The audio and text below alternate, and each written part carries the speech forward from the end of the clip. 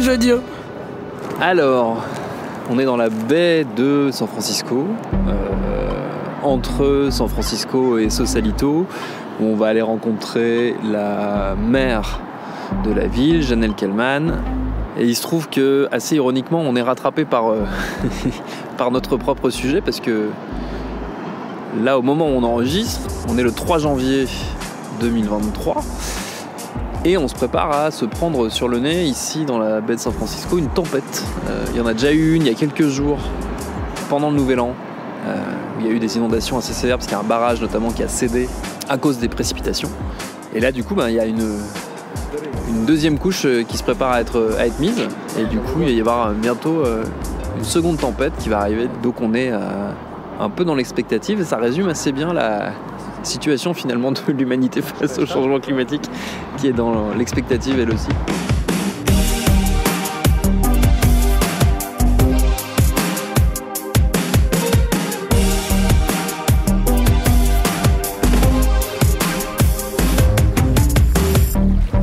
Adaptor Watt, épisode 2. Si on est à San Francisco, c'est avant tout à cause de la Silicon Valley. La Mecque de l'innovation est installée juste à côté de la ville, et la question du changement climatique commence enfin à y être prise au sérieux. Les startups, comme les géants du numérique, se mettent à réfléchir à des solutions pour affronter la crise. C'est précisément de ça dont nous sommes venus parler avec Janelle Kellman. D'une part parce qu'elle est une ancienne entrepreneuse elle-même, et d'autre part parce qu'en tant qu'élue, elle est très active sur le plan des solutions techniques à apporter à la crise en cours. Vous allez le comprendre, à Sausalito, il y a urgence.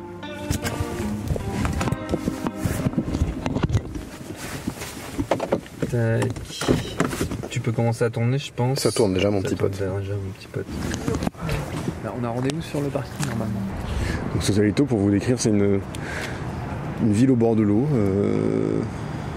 C'est sympa, c'est tout en colline et c'est très vallonné, avec une vue sur la baie de San Francisco du coup, et voilà. Ah, c'est elle. Hi. Bonjour. Nice to see you too. I'm Thomas. Hi, Janelle. I am Janelle Kellman. Bonjour, je suis Janelle Kellman, je suis la maire de Sausalito, en Californie. Sausalito a une cartographie, topologie, géographie, hydrographie assez unique. Notre communauté est située sur un coteau, un versant de colline avec environ 7000 résidents. Nos infrastructures les plus importantes sont en bas du versant, au plus proche de l'eau, et aujourd'hui, il s'avère qu'on fait face à une tempête et une marée haute, donc si vous allez dans ces zones basses, la plupart sont inondées. Cependant, pour la plupart d'entre nous, nous vivons en haut de la colline. Mais on reçoit notre eau, notre électricité de ces mêmes infrastructures qui sont au bord de l'eau. Donc, quand nous pensons à la façon dont notre communauté doit s'adapter, nous devons le faire d'une manière globale. Toute ma réflexion tourne autour de ces inondations, puisque c'est notre plus grand risque ici. Les Néerlandais nous ont bien montré depuis des siècles que les innovations technologiques pouvaient avoir un impact profondément bénéfique sur leur communauté. Il y a plein d'exemples à suivre chez eux, des levées, des digues, des façons de dévier l'eau par exemple. Je pense que Sausalito peut mener ces réflexions. On peut travailler à la fois pour atténuer les effets du changement climatique et pour s'y adapter, et admettre que les deux vont ensemble.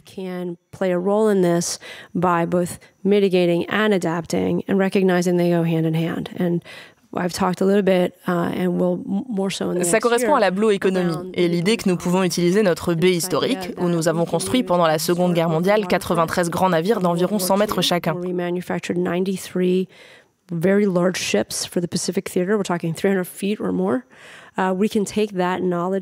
Nous pouvons nous baser sur ces connaissances, sur les compétences des travailleurs et travailleuses de ces industries.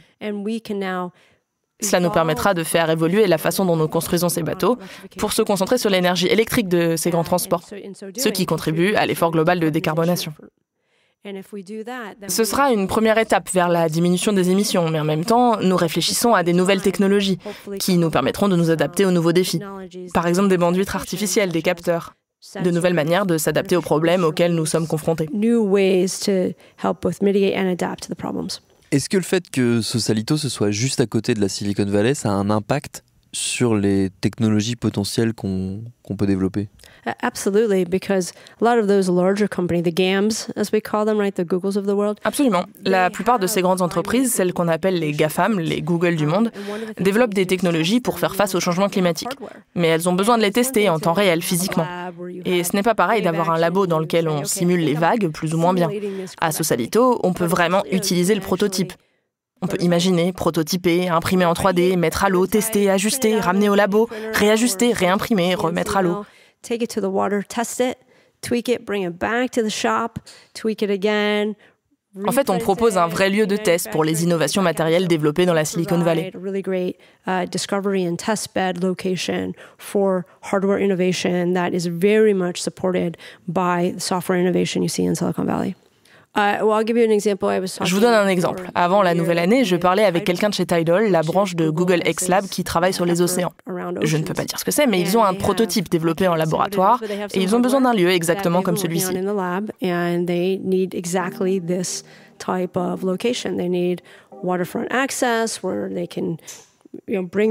besoin d'un accès à l'eau pour amener leur prototype, le mettre à l'eau, le tester.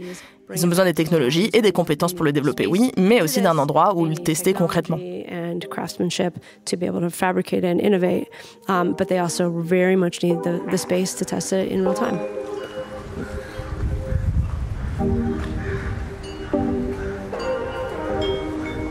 Sur les conseils de Janelle Kellman, on grimpe de quelques kilomètres dans les collines de Sausalito. On va chez Hélène Thibierose. Elle fait partie de celles et ceux qui poussent le monde de l'innovation numérique à déployer toute son énergie vers l'économie verte. Bonjour Hélène. Bonjour, ça va? Ça va et vous? Ça va très bien. Ça va pas trop mouillé? Enchanté. Non, ça va. Ah, c'est toujours content. Vous n'avez pas eu le meilleur temps pour venir? Non, c'est sûr. Pas encore. Hélène Thibierose, donc j'ai créé une green technology firm consulting qui s'appelle We Grow Green Tech pour me focaliser sur tout ce qui est innovation liée à technologie verte, climatique et par rapport à l'océan. Donc We Grow Green Tech, quand je l'ai créé, moi je suis venue d'une grosse boîte et donc l'idée, c'était la technologie comme, j'ai beaucoup d'années derrière, je la comprenais assez facilement, c'était d'étudier quelles sont les technologies qui étaient porteuses. Et l'idée, c'était de regarder, donc, au niveau des startups, la première phase, où c'est celle où la plupart des startups se cassent la gueule, comme on dit en français, de voir qu'est-ce qu'il faudra apporter en plus au niveau ressources, alors que ce soit au niveau business development, au niveau technologie, au niveau IP protection, qui est aussi très important aux États-Unis, pour aider ces compagnies dans cette phase qui est tellement critique. Et donc, j'ai travaillé avec énormément de compagnies dans différents milieux, que ça parle au niveau de tout ce qui est... je parle en anglais un peu au niveau des termes, la waste economy, advanced material, climate, technologie verte, technologie par rapport à l'océan, qui est en train de faire un gros essor. Le problème des technologies vertes ou climatiques, c'est que généralement, c'est du long terme. Et dans la Silicon Valley, ils ont tendance à investir sur du software, où il y a un return qui est beaucoup plus, qui est sur du court à médium terme. Donc là, il y a aussi une évolution de pensée par rapport à ça. Et il y a aussi, ce qui est intéressant, c'est que il y a des technologies digitales qui ont été introduites il y a 5-10 ans. Quand tu regardes ces technologies digitales, tu te dis, est-ce que, au niveau consciencieux, au niveau de notre futur, est-ce que ça does it make sense? Et en fait, on s'est rendu compte que ces technologies, on peut commencer à les idéaliser par rapport à des technologies dont on a besoin pour le changement climatique. Par exemple, l'économie du carbone. Il y a de plus en plus d'estimations économiques au niveau de l'économie climatique qui montrent des revenus énormes. Alors du coup, il y a de plus en plus d'investisseurs, de gens qui s'intéressent à ce niveau-là. Et des technologies qu'on a développées il y a 5-10 ans, comme blockchain, tout ce qui est relaté à big data, sensors, peuvent devenir applicables à des technologies de changement climatique. Est-ce que tu dirais que, du point de vue justement de tout cet écosystème des startups et de la Silicon Valley, tout cet univers que toi tu connais bien, est-ce qu'on voit le changement climatique comme une menace ou comme une opportunité? Alors c'est intéressant, parce que pendant des années, c'était un peu the elephant in the room. C'est-à-dire qu'on n'en parle pas, parce que on veut avoir du succès, on veut faire de l'argent. Donc ça, c'est une notion dont on ne parlait pas beaucoup. Et récemment, Moi, ça fait un moment que je preach un peu justement dans ce domaine-là, en disant il y a des opportunités énormes et les gens sont vraiment en train de se rendre compte. Et là, ce qui était en train de se passer, c'est intéressant, la vallée du Silicon. Il y a eu des licenciements assez poussés au niveau des grosses boîtes de technologie, et il y a beaucoup de gens qui sont en train de créer des startups. Donc, je pense que ça va être fascinant de voir. Dans les années qui arrivent, je pense que et la compétition c'est parfait pour le changement climatique. Ça va nous permettre de pousser des innovations beaucoup plus rapidement. Et je pense qu'effectivement, on va avoir des innovations très intéressantes qui vont se monter. L'innovation, traditionnellement, en tout cas l'innovation telle qu'on l'a définie du côté de la Silicon Valley, c'est une manière de se projeter dans un futur qui est désirable. Là où, effectivement, tout ce qui est lié au changement climatique, c'est plutôt une manière de se projeter dans un futur qui n'est pas du tout désirable, quoi. Et du coup, c'est rigolo de voir comment ces deux idées peuvent cohabiter, voire dialoguer, et peut-être essayer de trouver une forme de terrain d'entente. Moi, je pense qu'il y a beaucoup de technologies à Silicon Valley qui ont été poussées pour faire de l'argent. Donc, il y a le concept d'éthique. De plus en plus au niveau mondial, il y a des discussions qui sont en train d'arriver au niveau du rôle de l'ingénieur ou du programmeur par rapport à l'éthique de la solution qu'il va pousser. Est-ce que c'est quelque chose qui va avoir vraiment une influence positive pour le futur? Et si tu regardes certaines de ces technologies, après 3-4 ans, les répercussions n'ont pas forcément été très positives par rapport au niveau social, économique ou écologique. Ce qui est intéressant de voir, c'est de plus en plus il y a une population qui demande des solutions qui sont pro-consumer, qui sont pour l'environnement, qui sont sociales, etc. Donc il y a tout qui est en train de changer au niveau du consommateur, au niveau des compagnies, au niveau des shareholders, des actionnaires, au niveau des investisseurs. Bon, tout ça, ça prend du temps parce que le système capitaliste qu'on a mis en place, du fait qu'il n'avait pas tous ces paramètres écologiques et sociaux, ça nous a permis d'évoluer très très rapidement, mais là on se retrouve un peu en face d'un mur où on se dit comment est-ce qu'on crée une société qui va nous donner un futur meilleur. Et je crois que là on approche une décennie très très intéressante parce que ces discussions, elles commencent à ESG, Impact Investing, Ethics for Innovation Engineering, le concept of introduire des valeurs écologiques au niveau d'une compagnie, des valeurs sociales. Donc je pense qu'il y a un gros questionnement qui est en train de se produire et je pense que on va avoir des nouvelles structures, des nouvelles innovations qui vont refléter ça. Alors quel est le projet là ? On est à San Francisco. Là, on est en voiture, on se dirige vers la maison d'un confrère, un journaliste qui s'appelle Matthew Simon. Il est journaliste scientifique pour le magazine Wired, qui est une référence, ce magazine journalistique en général, mais surtout pour tout ce qui est des sujets autour des nouvelles technologies, autour de la science, autour de... Ah, les pompiers. Il y a les pompiers. Voilà. On va aller voir Matthew pour discuter avec lui de la façon dont ce secteur qui est devenu crucial dans nos vies, comment tout ce secteur s'adapte à la crise climatique, au changement climatique et comment en fait ils s'intègrent là-dedans et est-ce qu'ils vont réussir à transformer ça en opportunité ou est-ce qu'ils vont... C'était ici 560, c'est juste là, on va dire. Est-ce qu'ils vont transformer ça en opportunité ou est-ce qu'ils vont... subir comme nous, ou voilà, est-ce qu'ils vont anticiper et s'adapter? Et comme notre programme s'appelle Adapter What, ça tombe plutôt bien. Hop, et là je gêne pas là-bas derrière pour qu'ils sortent. Non, c'est large.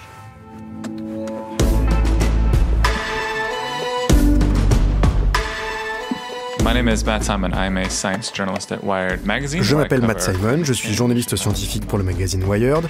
J'écris sur plein de sujets scientifiques, dont le réchauffement climatique. Unfortunately, we are stuck in a capitalist system that depends on Malheureusement, nous sommes coincés dans un système capitaliste qui dépend des profits et d'endroits comme la Silicon Valley pour avancer. Mais je pense qu'il y a une prise de conscience du fait qu'on fait face à une restructuration fondamentale de notre système économique. On ne doit plus se reposer sur l'utilisation d'énergie fossile et on doit aller vers des technologies plus vertes. Il y a vraiment beaucoup d'argent à gagner en faisant ça. Je pense qu'il est aussi très important de remarquer que dès maintenant, nous avons toutes les technologies nécessaires pour décarboniser notre économie de façon massive.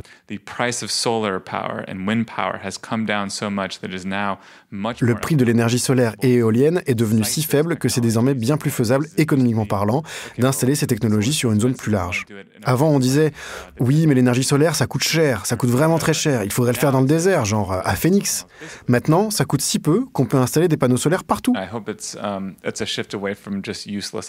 J'espère que ça va nous éloigner du développement des apps pour téléphone qui sont inutiles pour nous ramener vers quelque chose de concret.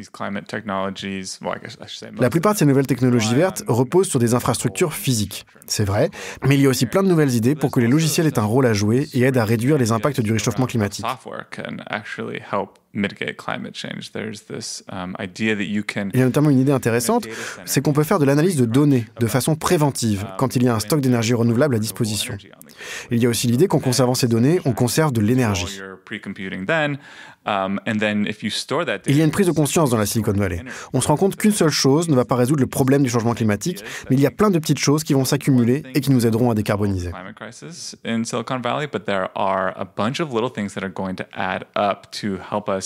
Decarbonize. I think that, Silicon Valley has always had this savior complex, right? Je pense que la Silicon Valley a toujours eu, comme on dit, un savior complexe, un syndrome du sauveur, comme s'ils allaient être celles et ceux qui allaient sauver le monde de tous ces problèmes, même si le réchauffement climatique n'a jamais été leur priorité. Ça a changé récemment. Peut-être qu'ils ont trouvé le moyen d'utiliser leur ego pour faire quelque chose de productif, comme par exemple sauver le monde des effets du réchauffement climatique.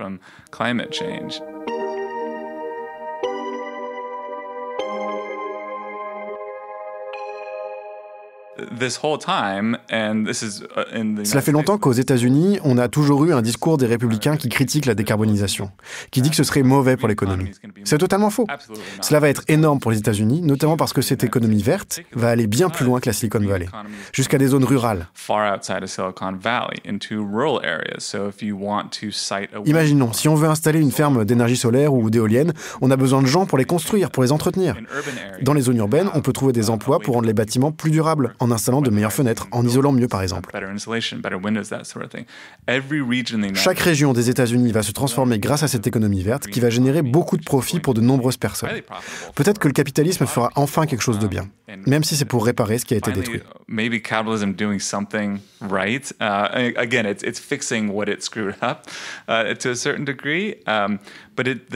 Les effets seront si répandus dans notre économie. Et pour en revenir au Inflation Reduction Act, c'est un grand coup de pied aux fesses pour l'économie, pour qu'elle continue sur sa lancée. C'est une grande source de financement.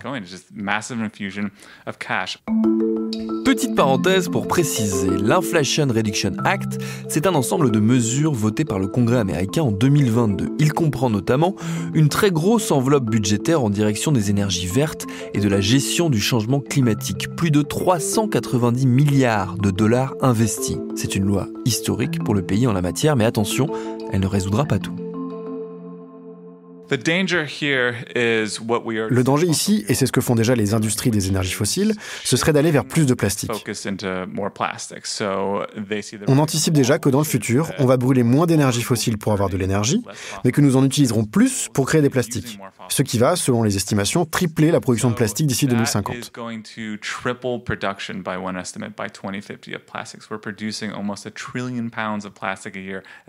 Nous en produisons déjà 1 trillion de pounds par an, et on va tripler ça dans les 30 prochaines années. C'est un futur très sombre.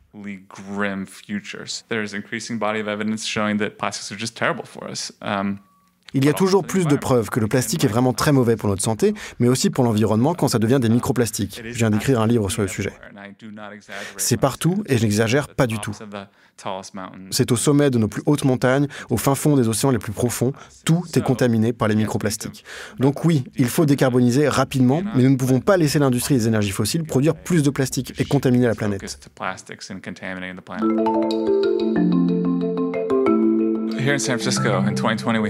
Ici, à San Francisco, il y a eu un jour en 2020 où le ciel était juste orange. Je me suis levé, il faisait sombre, et ça n'a pas bougé de la journée.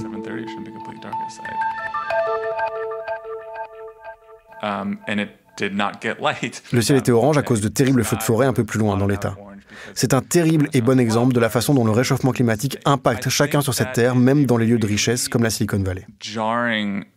Example of how climate change is impacting everybody on this planet, even in a very rich place like Silicon Valley. We are choking. Ici, la fumée nous étouffe régulièrement à cause des incendies. Ce sont des feux qui deviennent de plus en plus importants, notamment à cause du réchauffement climatique. Mais cela est un rappel brutal. Nous sommes dans une situation d'urgence. Les températures montent, dans la baie, les eaux montent aussi et les sols s'effondrent. Ça a un impact évident sur la Silicon Valley et sur leur futur. The seas are coming up. At the same time, we have a phenomenon where land is sinking around the bay. So seas are coming up, land is going down. It is imperiling some of these campuses in Silicon Valley in the very near future. Donc oui, entre les chaleurs extrêmes, les feux, l'eau qui monte, on est dans un lieu très dangereux ici, en Californie. Et si on prend en compte notre histoire, en tant que pionniers des réflexions sur l'environnement, peut-être que nous voyons l'urgence un peu mieux que ceux dans d'autres régions du monde, et cela peut nous mener à l'innovation. Maybe we see the urgency more than other regions in the world, and that can actually drive some of this innovation. Il aura donc fallu attendre que l'économie verte apparaisse comme profitable et que le gouvernement américain débloque des fonds massifs au travers de l'Inflation Reduction Act pour que les choses commencent à bouger du côté des entrepreneurs. C'est déjà ça de prix. Mais le problème, c'est que comme le racontait Matthew, le climat, lui, n'a pas attendu. Et les humains, comme les espaces naturels, commencent à en payer dès aujourd'hui les conséquences. Pour s'en rendre compte, il suffisait de regarder par la vitre de la voiture en quittant la ville, les autoroutes sous l'eau, les coulées de boue, les ponts fermés, les camions arrêtés sur le bas-côté. Après moult réflexions, on est finalement sur le chemin de Yosemite. On a pris une autre route que celle qu'on devait prendre initialement, qui elle est de toute façon inaccessible vu les conditions climatiques. Du coup on est passé le long de, à l'instant d'ailleurs, le long de rivières, le long de plans d'eau et tout qui sont vraiment saturés, quoi. Enfin, le niveau des eaux est assez impressionnant. Il y avait des moments où même ça frôlait le bord de la route, donc on sent qu'on n'est pas loin du débordement dans certains coins. D'ailleurs, là on est toujours un peu en suspens parce qu'on n'y est pas encore à la vallée de Yosemite, donc il se peut que les routes soient bloquées le temps qu'on arrive.